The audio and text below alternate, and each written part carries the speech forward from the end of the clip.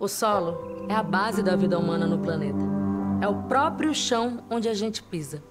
Ele põe comida na nossa mesa, filtra a água, protege seres vivos das secas e enchentes, armazena gigantescas quantidades de carbono e decompõe a matéria orgânica depositada nele, transformando tudo em nutrientes. Acima disso tudo, ainda ajuda a regular a temperatura da Terra. O solo terrestre é uma verdadeira usina. Mas ele está cansado. Depois de séculos de atividade agrícola agressiva que nas últimas décadas tem se intensificado em monoculturas que diminuem a biodiversidade e esgotam a rica camada de nutrientes responsável por sustentar a maior parte da vida na superfície. O enorme potencial e a riqueza do mundo vegetal não são ainda de todo conhecidos. Muitos de seus possíveis e incontáveis benefícios acabam se perdendo em nome da produtividade. Eu chamo a natureza de Mãe Terra. Para nós, a natureza é uma mãe, porque tudo que a gente usufrui dele vem da terra. São alimentos, a água que a gente bebe. O uso do solo é onde tudo começa. Como que eu uso esse solo? Como esse solo mantém a biodiversidade microbiana dos organismos que estão ali, que fazem parte fundamental para manter o carbono. Como é que bota de volta no próprio solo a capacidade de produção infinita de alimento? Como é que reconstrói o solo, reconstitui o solo e não extrai do solo?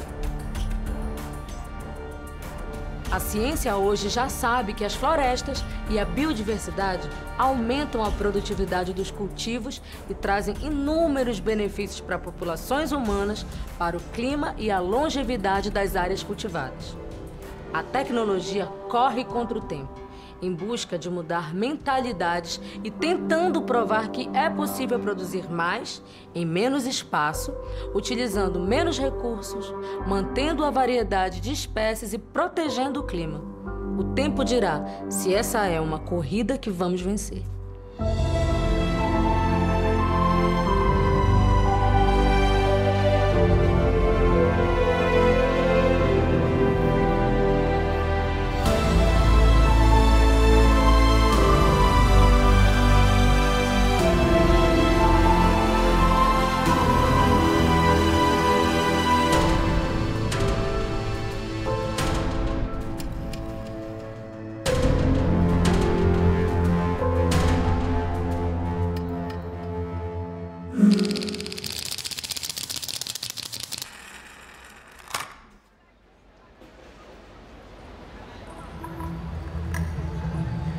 Com a população do planeta Terra acima dos 8 bilhões de habitantes, imagina a pressão que existe no solo em sua produtividade.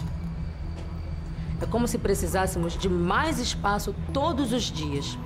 Mas esse é um recurso finito. E sabemos que com a comida jogada fora diariamente no mundo, já seria possível alimentar a humanidade. Hoje, cada vez mais os biomas naturais, que são o verdadeiro tesouro do planeta, dão lugar para pastagens e plantações.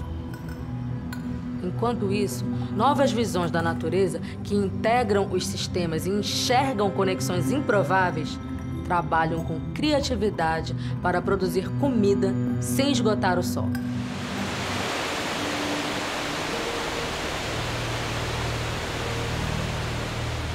A gente tem mais ou menos 30 hectares aqui. A gente produz agrofloresta, a gente tem café e abacate em sistema agroflorestal e a gente tem várias soluções hídricas também. Na nossa propriedade passam 2 rios e um deles forma uma cachoeira que é maravilhosa. São 60 metros de queda e a gente passa a ser o guardião dessa cachoeira.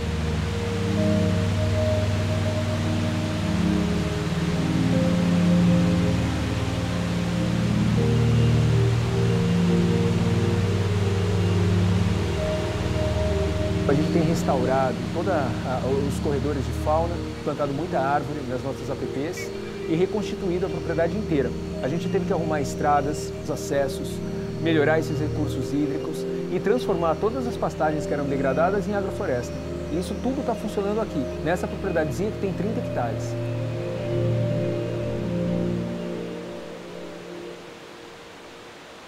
É natural que em um país tropical, em um país jovem como o nosso, que você acabou expandindo a fronteira agrícola e ocupando as áreas florestais. Quando você as ocupa sem planejamento, de forma ilegal e de forma irracional, você gera um desmatamento e gera um passivo ambiental, porque você emitiu CO2 e você substituiu aquela vegetação por uma cultura, por culturas agrícolas. Áreas degradadas, áreas que foram abandonadas, áreas que estão sendo utilizadas com baixa eficiência e produtividade, toda a área hoje já aberta no planeta deveria estar sendo vista com outros olhos. E é quase como se nós tivéssemos que ter um indicador global de eficiência e produtividade, que não deveria pertencer ao país ou ao dono daquela área. Porque aquela área é uma área que vai ser utilizada e necessita ser utilizada para o bem da sociedade e da humanidade como um todo. A gente não quer ter só o nosso oásis fechado em um meio de terra devastada, de solo comprometido, de só monocultura. Então a gente trouxe recursos e está ajudando 35 agricultores agora e mais gente ainda, terras públicas também, a fazer agrofloresta, a constituir em Timburi um polo agroflorestal e criar corredores de biodiversidade, plantar árvores em áreas públicas, juntar as áreas de APP, de reserva legal, criando corredores, fazendo a fauna voltar, os polinizadores voltarem e a gente poder produzir comida de verdade junto com as pessoas que estão no nosso entorno, com os nossos vizinhos. Vai dar uns 7 metros, mais ou menos. 7 por 3,5, mais ou menos. O grande desafio do futuro é a gente se juntar, né? A gente perceber que somos células de um corpão. Se a gente é célula de um corpão, somos todos natureza. E não, a gente não acha isso. A gente fala a natureza, como se a gente fosse fora. E isso não é real. A gente é natureza. Eu vejo a cultura alimentar como uma forma de poder olhar para a integridade do que o solo, especificamente no solo brasileiro, pode produzir e produzia. A Mata Atlântica está presente na vida de 70% da população brasileira. Quais são as frutas que a gente consome no país mais biodiverso do mundo que sejam desse bioma? Pouquíssima gente sabe. Então, trazer de volta uma cultura alimentar é poder nos associar, é poder nos resgatar com a natureza tradicional do Brasil.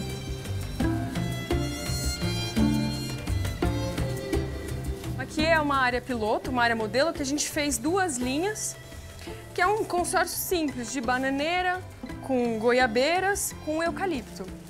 E a ideia é, ao mesmo tempo que a gente aguarda essas espécies crescerem, a gente também faz outros cultivos na mesma área.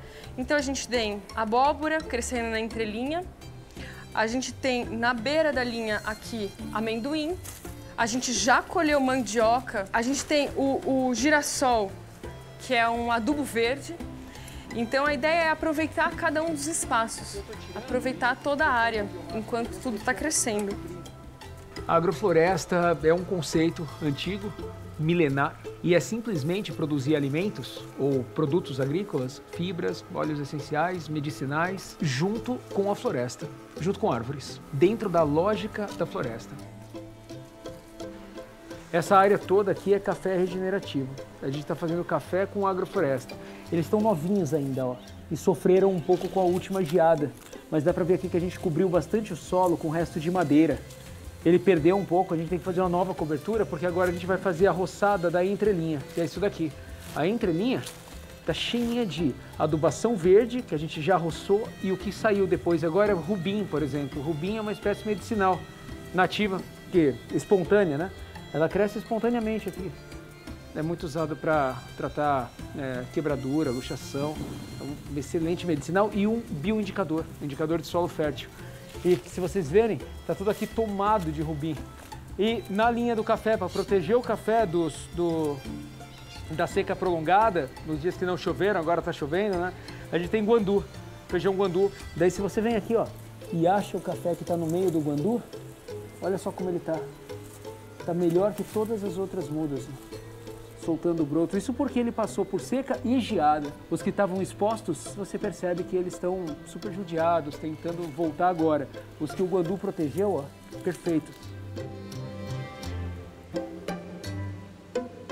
Quando esse café estiver já antigo, com 25, 30 anos, a gente vai reformar esse cafezal, a gente derruba o café e colhe a madeira e planta de novo. Então é sempre um ciclo, né? Assim como ocorria na floresta antiga, como os povos da Amazônia antigamente abriam clareiras, né? Derrubavam a floresta, abriam clareiras e deixavam a floresta vir de novo. Aqui é a mesma lógica, a gente está reiniciando, fechando uma clareira, né? Uma área degradada, uma clareira. Isso vai virar uma floresta, a gente abre a clareira de novo e ela cresce de novo. A ideia é essa paisagem dinâmica. A gente não tem um pensamento capitalista, assim, de querer destruir uma determinada área para vender algo em larga escala para vender. Não, a gente faz um pequeno roçado de toco, planta lá o que tem, arroz, milho, mandioca, que é só para nós mesmos, para a gente consumir. Mas depois disso a gente deixa o que foi desmatado lá, roçado, deixar ele crescer de volta a cada 5, 10 anos para as coisas voltarem como antes. Só que o pensamento de alguns não indígenas não é desmatar e depois plantar capim e deixar desmatado. O que a gente tem que encontrar verdadeiramente são novas formas de fazer, né? E elas são muito, no meu ponto de vista, ligadas ao entendimento de uma escola que é pulsante desde que o Brasil nem chamava Brasil, que é dos povos originários, né? Então aí, fazendo desde sempre o que a gente acha que está fazendo de novo, né? Então eu acho que falta esse aprendizado realmente de respeitar os processos da circularidade, que são os processos da biodiversidade, que são os processos da natureza, né? Nada é descartado, tudo vira adubo, tudo vira vida. O que é tão bem feito pela floresta? O que estava sendo tão bem feito por essas populações nativas? O que é que pessoas que ainda vivem dessa forma sustentável, regenerativa, em comunhão e harmonia com a natureza, quais são as doenças que eles não têm? Por que eles não têm diabetes ou não têm depressão? Por que esses problemas modernos não acometem essas populações, pelo menos não no mesmo grau que acometem as nossas populações urbanas, os nossos conglomerados? A gente só precisa pegar o que é bom disso e perceber o que é de pior que a gente está fazendo e ir substituindo gradualmente. E quem está na ponta da lança é a agricultura, porque a agricultura é massiva. Ela abre campos gigantescos, né, para poder produzir, para poder suprir. E não é só suprir ração para gado, por exemplo, falar esse é um driver de desmatamento. Não é só isso. A gente também tem que suprir os óleos vegetais, como plantios imensos de soja ou milho, para fazer bolacha recheada, para fazer coisas que não têm densidade nutricional, não estão alimentando. Eles estão causando um problema social, um problema fisiológico. E essas populações nativas, elas têm a resposta. É só a gente olhar com carinho, com perspicácia.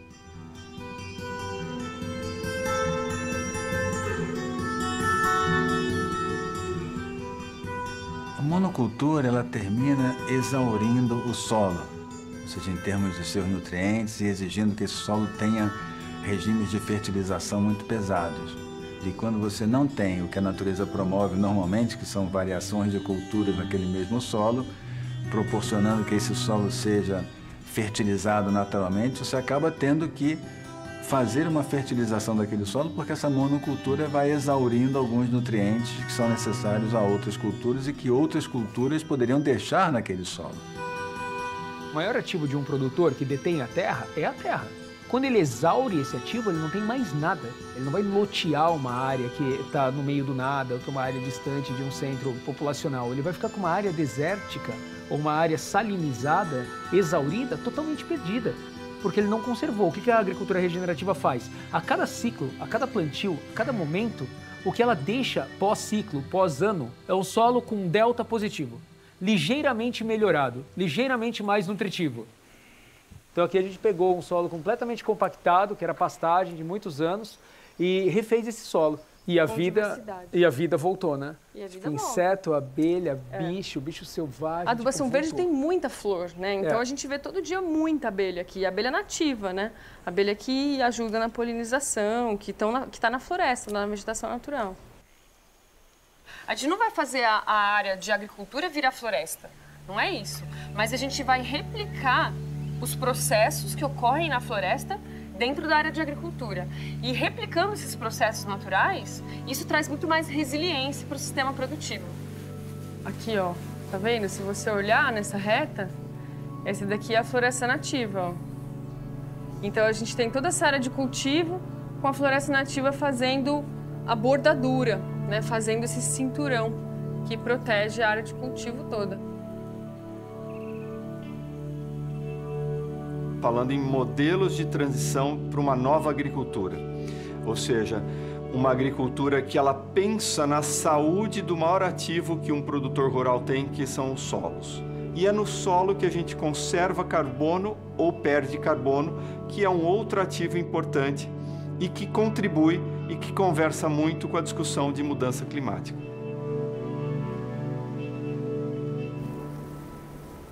Essa ventania que está agora não é normal. Hoje é um excelente dia, porque a gente acabou de plantar um monte de cafezinho e estava cogitando irrigar, de tão forte que o sol estava. E daí, de repente, está chegando uma tempestade, totalmente inesperada. Isso a gente tem notado com a geada, com o frio intenso, com o calor intenso desesperador e com concentração de chuvas fortíssimas, né? Porque isso são as mudanças climáticas, são os climas extremos, né? Então, em vez de você ter um inverno ameno e um verão ameno, você tem um inverno muito intenso, muito frio, com geadas muito fortes e muito seco, e um verão com chuvas intensas, com muita enchente e com muito calor. Então são esses extremos e a gente não está acompanhando muito o tempo, né? Então, por exemplo, a gente se planeja, né, para outubro, novembro começar uma chuva. Mas agora, esse ano, por exemplo, a chuva começou em setembro, começou muito cedo. O ano passado, a chuva começou em dezembro, começou muito tarde. Então a gente não consegue mais se planejar muito bem. O clima, se talvez consiga remediar, consiga reverter, e os cenários mostram que uma ação firme, decisiva, utilizando as tecnologias disponíveis, com vontade política, é possível você caminhar por uma situação de reequilíbrio climático viável. Inacreditavelmente. Tentar fazer agricultura nesse cenário de mudanças constantes climáticas é, ao mesmo tempo, um desafio gigantesco e uma necessidade, uma obrigação. Exato. É uma missão fazer bem feito.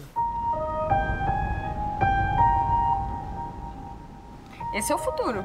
Se a gente não recuperar o que a gente degradou até agora, a gente não vai conseguir produzir. Essa ponte entre o conhecimento ancestral e tecnologias é onde a gente encontra a solução de fato.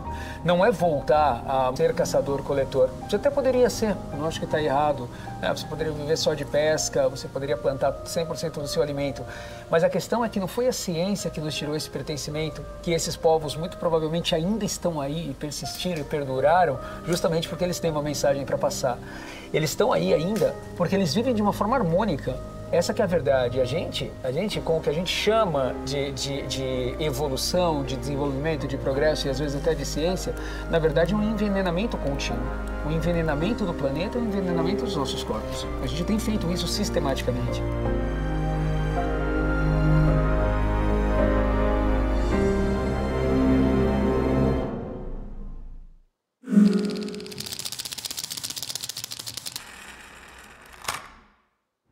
Fazer chegar comida de qualidade, fresca e recém-colhida às mesas das pessoas.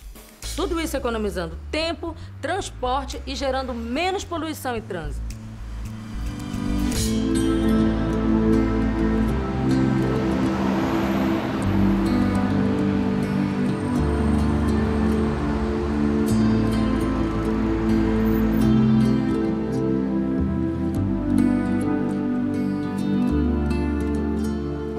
Ela é uma forma de produção nova que usa o conceito da produção em ambiente controlado, né? Que é você conseguir controlar as variáveis atmosféricas, então temperatura, umidade, nível de CO2, a iluminação artificial, então simulando ali a parte de luz solar que as plantas precisam, né? E o controle da solução nutritiva como uma hidroponia convencional, né? Então, juntando todos esses conceitos e a verticalização dos níveis de produção, a gente tem o que a gente chama de fazenda vertical. Galpões abandonados, velhas fábricas estão sendo transformadas, você deixa a casca e internamente você monta uma fábrica de produção de hortaliças, de frutas e outros vegetais que realmente vão atender essa demanda local e com um custo ambiental muito mais baixo.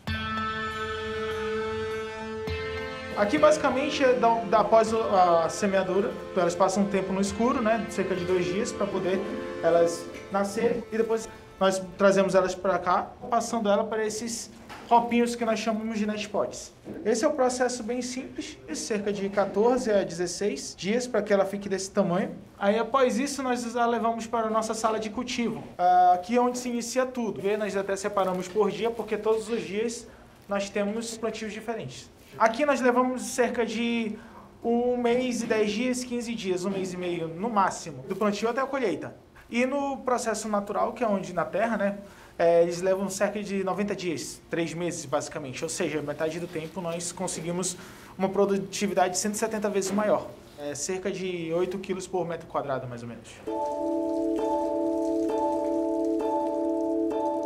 Nós usamos 50% menos de fertilizante. Então aqui nós temos cálcio, magnésio, micro, que é um tipo de fertilizante biológico, e temos ferro, tudo nessa água. Lembrando, né, zero agrotóxicos, tá? Bom, aqui é a nossa sala de cultivo, tá? As plantas ficam aqui até o período da colheita. Elas ficam a cerca de 14 a 16 dias. Ali nós chamamos meio que de berçário e vem pra cá pra ficar o restante do ciclo. Aqui é já para fase adolescente para adulta, tá? Pode ver que elas já estão um pouquinho maiores do que as outras lá de dentro da sala.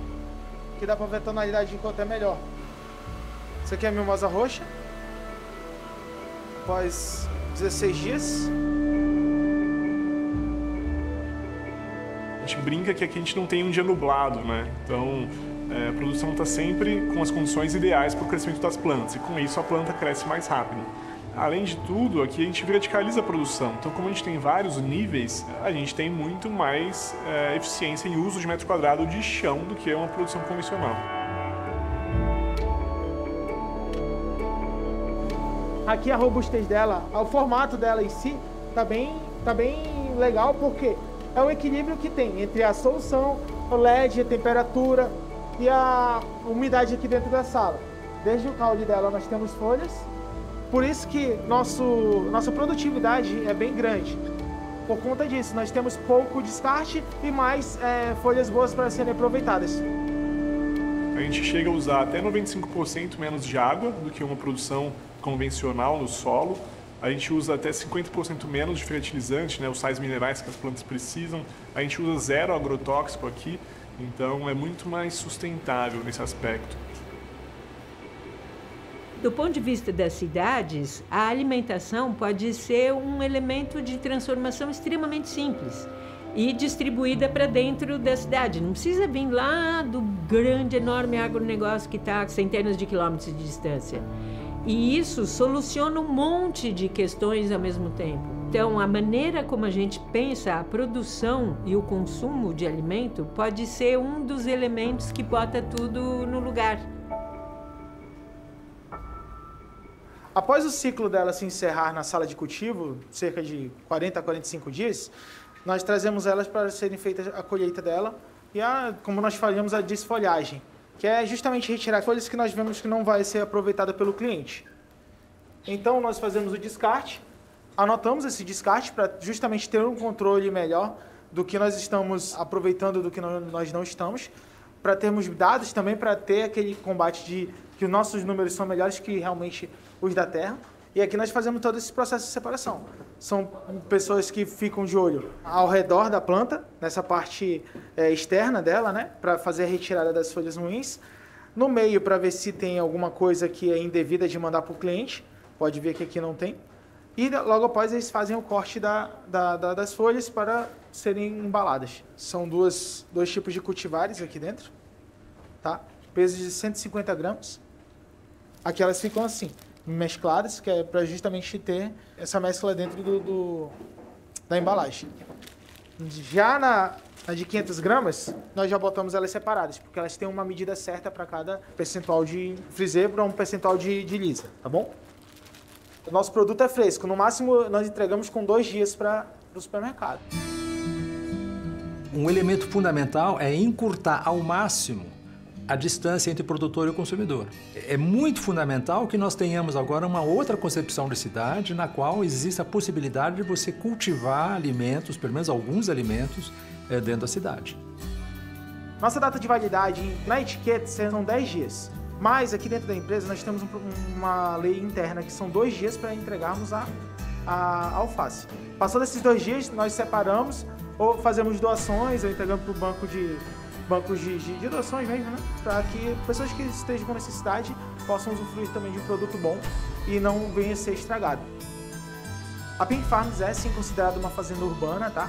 Devido a todo o processo e onde ela está localizada.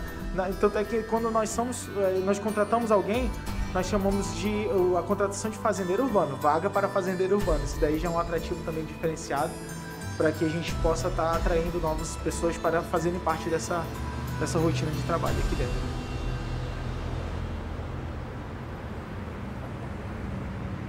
Se no passado nós tínhamos esse cinturão verde ao redor das cidades, cada vez mais com o aumento das cidades, o aumento do trânsito, da poluição, aumento das dificuldades logísticas de transportar qualquer coisa dentro dos centros urbanos, o que a gente está vendo é que o campo vem para dentro da cidade. Então, cada vez mais nós vamos ver hortas urbanas em espaços cedidos pelas cidades, pelas empresas. Aqui mesmo em São Paulo nós já temos hortas urbanas debaixo das linhas de transmissão, em terrenos de alguma concessionária que estão lá parados e que eles estão sendo disponibilizados para as pessoas terem e produzirem em hortas urbanas. O que eu acho que ainda falta, tecnificar essas hortas.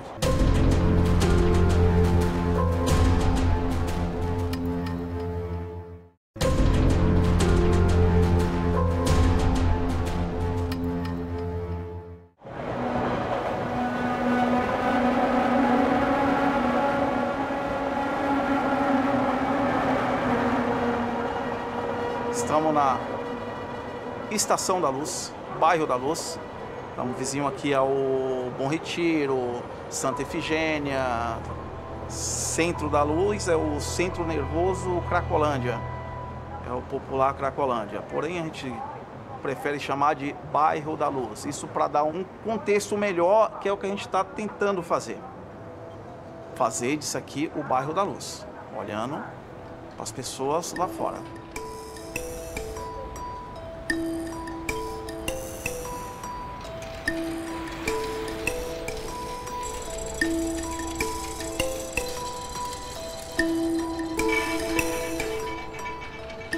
O espaço é uma parceria com o Mugunzá, que é o Teatro de Container, cedeu o espaço pra gente e a gente vem fazendo esse trabalho aí já há 7 anos.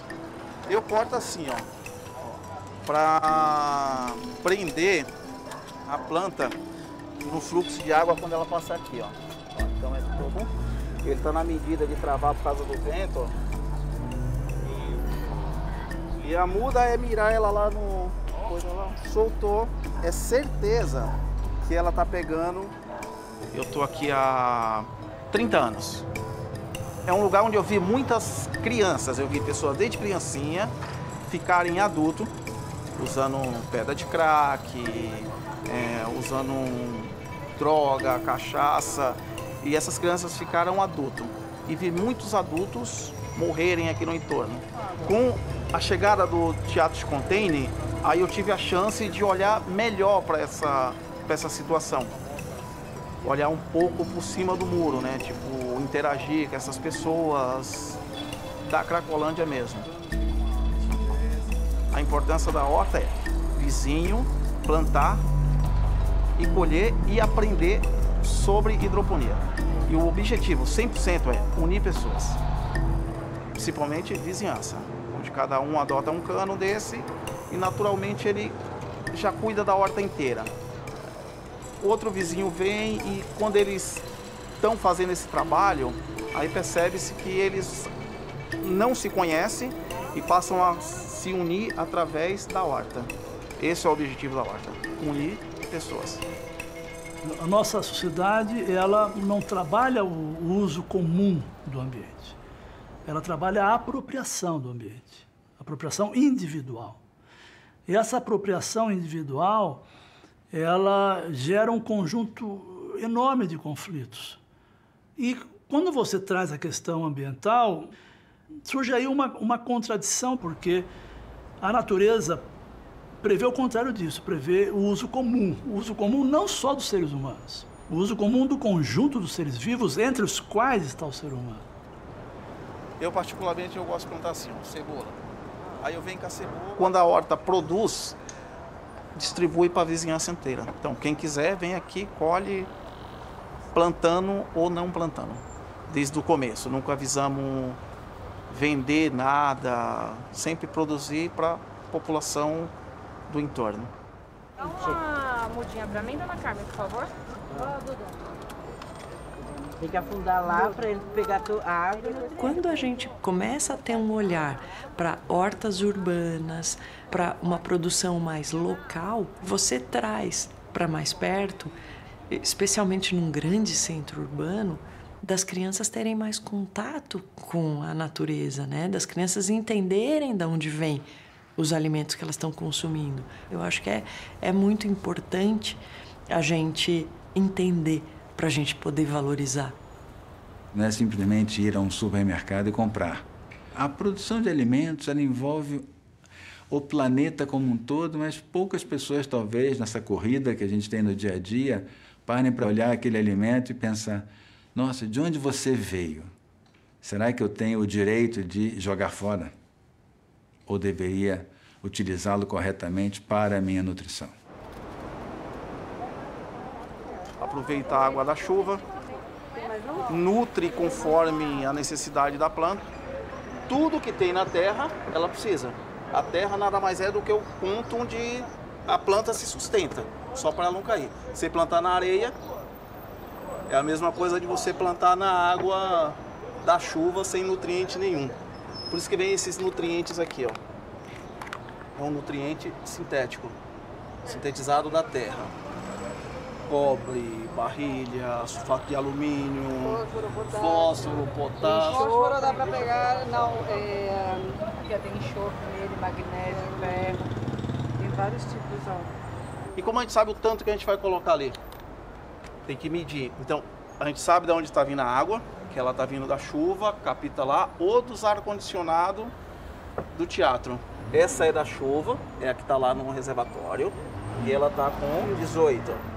Qual que é a boa dessa planta? É manter isso aqui em 24. Essa água que está correndo aqui, é essa mesma aqui. A bomba puxa, joga por gravidade e ela volta para aqui. Então ela fica nesse ciclo como se fosse um aquário. Então eu vou só adicionar a mistura aqui, ó. Então, se eu pegar qualquer trisquinho aqui, ó, tá vendo? A água já tá bem mais vermelha. É o ferro, né? É o ferro. A vantagem, aprender a plantar, consumir o que elas produzem, num custo praticamente zero. E um alimento de excelente qualidade. Esses temperos que nós utilizamos em casa, eu acho que nós não deveríamos ter a necessidade de comprá-los, porque é muito simples, basta você ter iluminação, uma mínima área, uma boa rega e você tem ali uma horta. Então, há excelentes exemplos de hortas em escolas, hortas em condomínios, e eu diria que, talvez para o futuro, os empreendimentos já tenham que nascer com as hortas.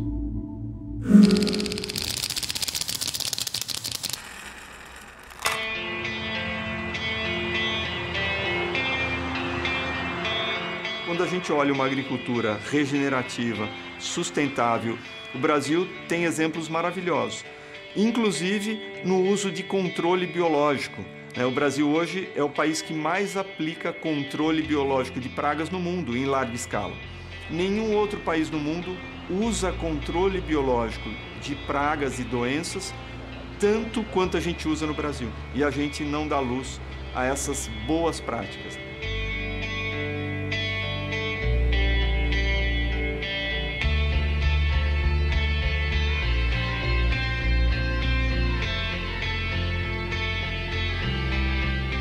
Nosso propósito é regenerar vida na terra. Através desse propósito, a gente construiu e pratica a agricultura regenerativa desde 2015. Nós priorizamos o uso de biológicos, a gente acredita que nós somos vanguardas no Brasil do uso de biológico, todo o nosso processo de laboratório, de biofábrica, e em detrimento de um menor uso de químico. Então aqui a gente vai pegar uma colônia isolada e fazer a multiplicação dela mais uma vez, para na próxima repique a gente ter o inóculo puro. A ciência e a tecnologia apontam caminhos. A utilização de biotecnologia na fabricação de pesticidas naturais, formulados a partir de micro-organismos ou de moléculas derivadas desses organismos. São os bioinseticidas, uma forma mais orgânica e bem menos agressiva de manter a produtividade nas lavouras de alto rendimento.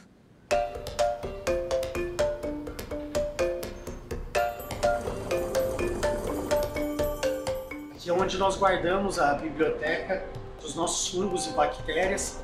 Esses micro-organismos são responsáveis pelo controle biológico a campo, seja de insetos, seja promotores de crescimento, controle contra doenças. Depois da fase de pesquisa e produção no laboratório, a gente entra num processo industrial.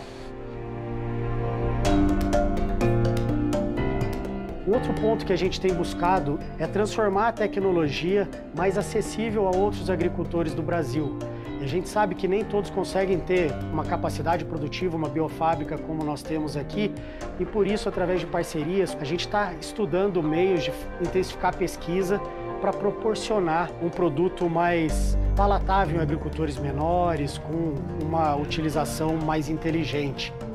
Uma palavra que é um bom norte é evolução, porque durante um tempo se achou que um bom norte seria crescimento, mas crescimento não é um bom norte. Um norte é evolução, e evoluir é justamente isso, a capacidade de harmonizar diferenças em torno do bem comum, e isso se alcança por meio da colaboração, da coordenação, e tudo feito junto.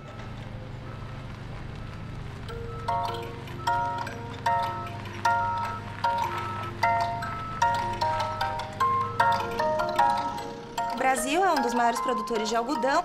Quando a gente pensa em fortalecer a produção agroecológica do algodão e inserir este algodão que tem capacidades regenerativas no campo, você está regenerando e restaurando os processos e garantindo também um ganho ambiental muito grande.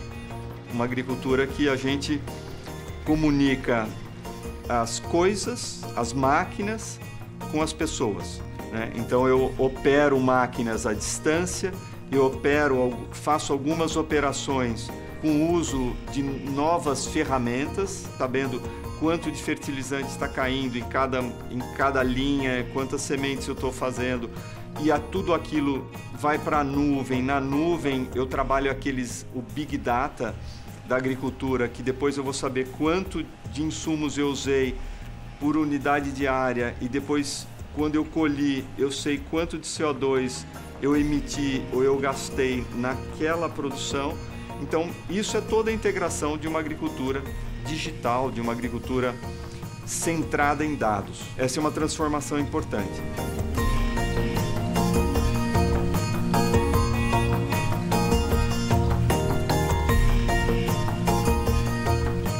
Mas eu acho que a maior transformação não é a tecnológica. Eu acho que a maior revolução que a gente vai ter é a revolução das pessoas, da cabeça de como que a gente opera, né? Porque não adianta ter uma agricultura 4.0 sendo operada por pessoas que estão ainda no 1.0.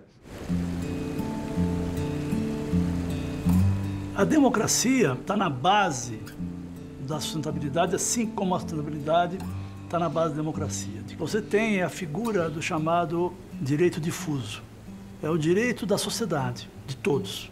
Um rio limpo beneficia a todos, não beneficia apenas a uma pessoa, né?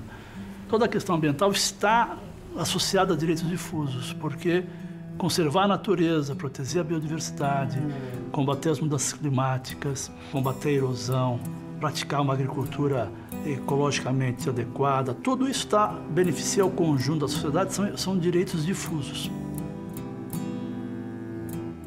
Cada vez mais o campo se conscientiza de que pode fazer as duas coisas.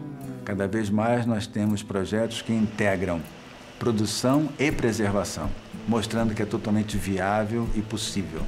Eu diria que a gente já vê um campo muito mais consciente da responsabilidade de produzir e da responsabilidade de preservar ao mesmo tempo.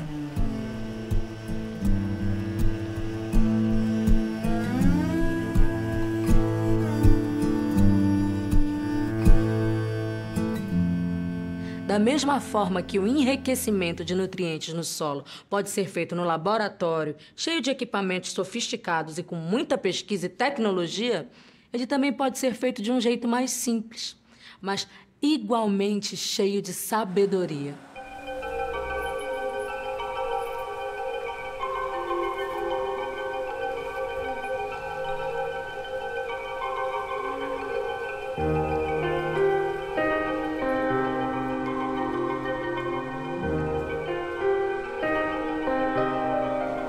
Se alimentando ou ela está deitada. Eu gostaria que vocês verificassem a qualidade. O animal ou está deitado ou está a caminho e quando muito ainda recebe um banho de água fria para refrescar o corpo. Eu brinco que elas são a dona do nosso carinho, do nosso tempo. Cuidando delas, elas vão conseguir produzir o que a gente precisa.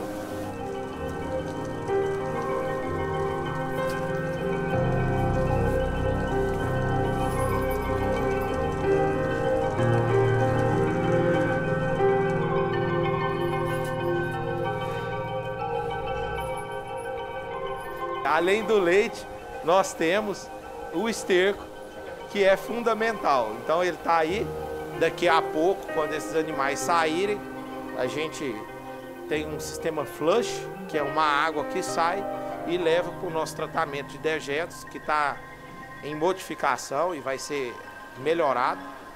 Para quê? Para separar, e uma parte vai gerar energia através do biodigestor e a parte sólida nós vamos continuar fazendo o adubo orgânico. Isso daqui é o resultado de um período, 8 horas. A cada 8 horas nós fazemos a limpeza do corredor.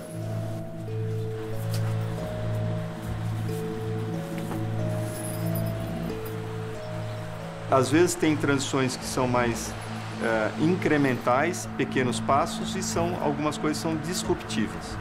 Eu acho que a transformação de pequenos passos já vem acontecendo no Brasil há muito tempo. E as transformações de maior impacto, que vão ser disruptivas, vão ser quando os produtores rurais perceberem que não há uma dicotomia entre produzir e conservar.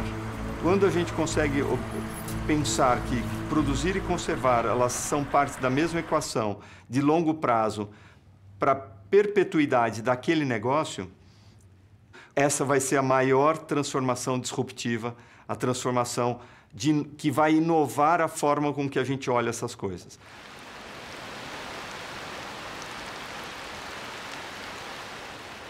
Todo galpão é canalizado aquela água de limpeza. Ela cai aqui, que é uma prainha, tem 0,2% de queda. A areia assenta e todos os dias nós entramos com a pá carregadeira tirando a areia. E o esterco passa para aquelas caixas lá. Aquelas caixas, elas são furadas, a água vai para frente, né? E o esterco fica, a gente entra com a pá carregadeira uma vez na semana e tira o esterco. Tira daqui e leva para o nosso pátio de fabricação do adubo orgânico. Hoje, das áreas antigas nossas, 100% eu não utilizo fósforo químico importado. É 100% fósforo natural produzido com o esterco da fazenda. Aqui vai ser coberto com lona, tanto a parte interna, tanto um bolsão. Isso vai produzir o gás metano. Ele é todo tubulado para dentro de um motor que vai ser movido a gás. Importante, sustentável, deixando de levar metano para a atmosfera e queimando ele, gerando energia, contribuindo para o meio ambiente. Nós temos a matéria orgânica, que seria a bosta, que eu brinco que já não é bosta, chama adubo orgânico. Rocha natural, que me dá o fósforo. Essas bolinhas aqui são gessos e essa é a minha formulação.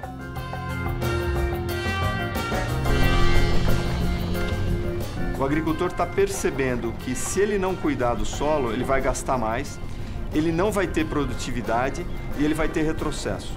E a mesma coisa se ele não cuidar bem dos ativos florestais que ele tem. É uma terra que visualmente você fala assim, ela é improdutiva, mas não. Com todo o trabalho, com toda melhoria, produz um milho fenomenal. A gente vê a presença de bastante cascalho, pedra, mas na hora que a gente, vamos falar assim, cavou com um pouquinho, a gente vê a constituição da terra, onde a gente consegue ver o desenvolvimento com 15 dias de plantio e demonstra total vigor. Mais uma vez, 100% adubo orgânico, feita apenas uma cobertura de ureia agora recentemente. Eu acredito bastante que a gente vai conseguir olhar para as florestas como uma grande fonte de recursos a serem usados de uma maneira regenerativa. E já existem muitas cadeias produtivas que fazem isso. Você tem cadeias de cosméticos, cadeias de farmacêuticas, cadeias que dependem desse conhecimento de uso da floresta em pé para construir uma floresta que vale mais a pena do que uma floresta cortada. Eu acredito que esteja faltando para nós a educação que eu chamo de humanidade. Há um ser muito importante no planeta que esse ser é o único que pode dar jeito nele, que somos nós mesmos. Fazia um projeto de educação ambiental pelo rádio e a gente fazia algumas interações sobre educação ambiental e em algumas das experiências com crianças menores. E tinha crianças que conseguiam identificar o mestre Yoda e não identificavam o que era um bicho preguiça. A gente tem a maior floresta tropical do mundo, que é a Amazônia. A gente tem a maior biodiversidade do mundo de espécies e então uma conexão nessa educação desde o início seria tão diferente.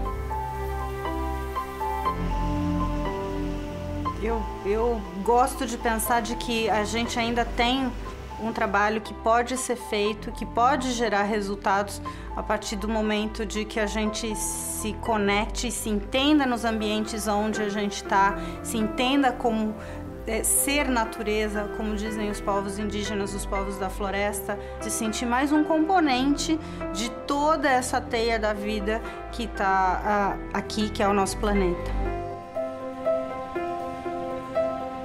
Aquela pessoa que é individualista, com pensamento capitalista, ele vai, toma essa terra e vai desmatar tudo. Então a gente não quer isso.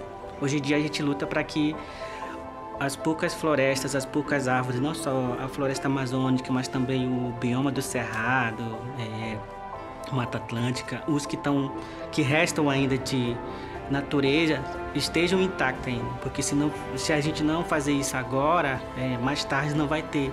A gente está lutando por uma coisa que é em prol de todos, para o bem de todos nós.